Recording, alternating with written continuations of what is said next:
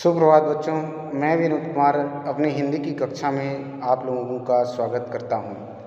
आज मैं आप लोगों के सामने आपकी पुस्तक एनसीईआरटी आरओ भाग 1 का पाठ है गलता लोहा, जिसको लिखा है शेखर जोशी जी ने।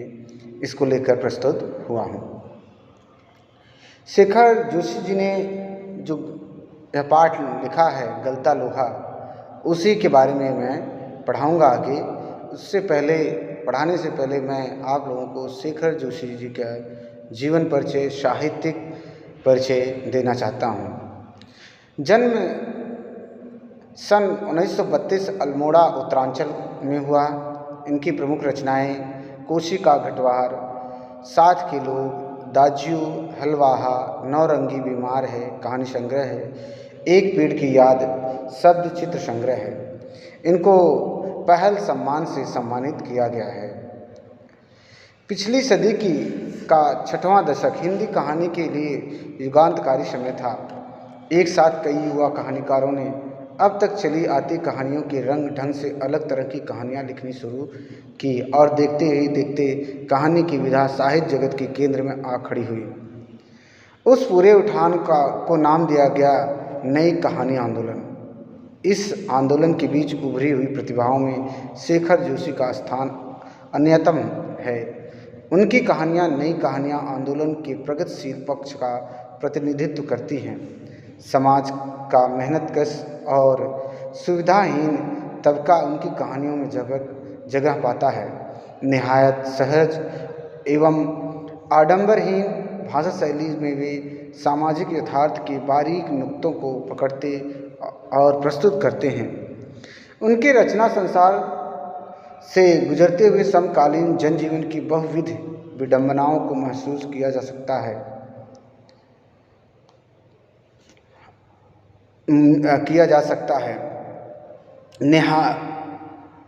उनकी रचना संसार से गुजरते हुए समकालीन जनजीवन की बहुविध विडंबनाओं को महसूस किया जा सकता है। ऐसा करने में उनकी प्रगतिशील जीवन दृष्टि और यथार्थबोध का बड़ा योगदान रहा है।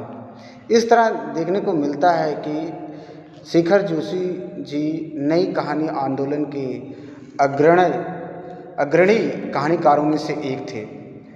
उन्होंने अपने समय की कहानी विधा को अपनाया और कहते हैं कि उन्होंने ऐसे तबके को अपनाया जो सुविधाहीन था, समाज से अलग रहता था। ऐसे लोगों को लेकर, ऐसे समाज के लोगों को लेकर उन्होंने अपनी कहानियों की रचना की है।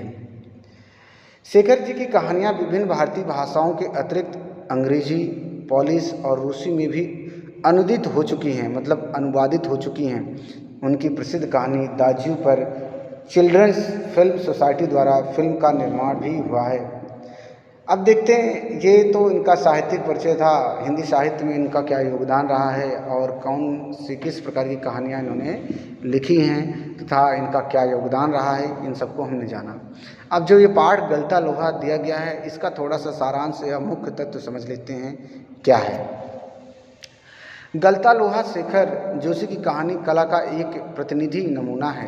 समाज के जातिगत विभाजन पर कई कोणों से टिप्पणी करने वाली यह कहानी इस बात का उदाहरण है कि शेखर जोशी के लेखन में अर्थ की गहराई का दिखावा और बड़बोलापन जितना ही कम है, वास्तविक अर्थ गंभीर उतना ही अधिक। लेखक की किसी मुखर टिप्पणी के बगैर ही पूरे पाठ से गुजरते हुए हम यह देख पाते हैं कि एक मेधावी किंतु निर्धन ब्राह्मण युवक मोहन किन परिस्थितियों के चलते उस मनोदशा तक पहुंचता है जहां उसके लिए जातीय अभिमान बेमानी हो जाता है।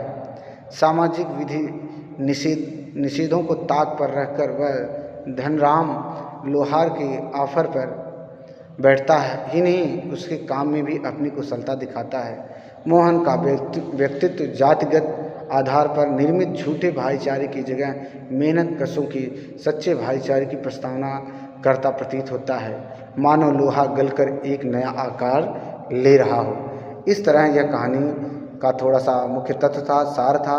अगले वीडियो में बच्चों हम आपको इस पाठ का आरंभ कराएंगे। सबसे पहले हम गलता लोहा अर्थात लोहे को कठोर वस्तु माना जाता है और जब यही लोहा अपना आकार प्रकार गलकर अपना आकार प्रकार बदल लेता है तो अलग अलग अन्य नामों से जाना जाता है। जिस प्रकार मनुष्य आज का समाज हमारा है, जो मनुष्य का समाज है, वह वर्गों में, वर्णों में, सामाजिक ऊंच नीच के भेदभाव में पूरी तरह लोहे की तरह जकड़ा हुआ है और उसी जकड़न को गलता हुआ इस पाठ के माध्यम से दिखाया जा रहा है किस प्रकार ये वर्ण विभेद जो है, वर्ग विभेद जो है, यह लोहे के समान किस प्रकार गलकर एक नया रूप ले लेता है। जो जैसा कर्म कर रहा है वैसा ही उसको अधिकार मिल रहा है, वैसा ही उसके काम के आधार पर उसको नौकरी, पेशा, बिजनेस, व्यापार में भाग मिल रहा है।